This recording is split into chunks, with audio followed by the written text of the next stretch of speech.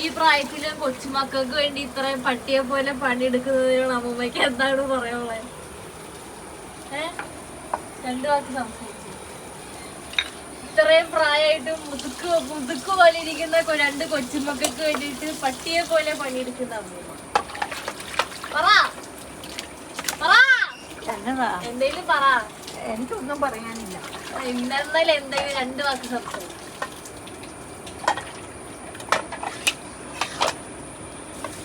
ആരും എന്താ എന്നെ സഹായിക്കാത്തതെന്ന് തോന്നുന്നുണ്ടോ?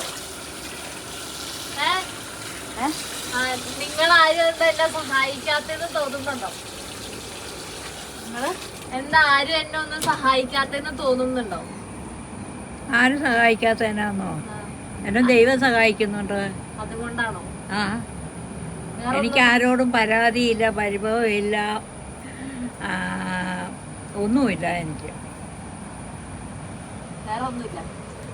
രണ്ടു വാക്കിൽ സംസാരിച്ച് നിർത്തിയോ? ഞാൻ വരുന്നിടത്ത് വെച്ച് കാണുന്ന ഒരാളാ.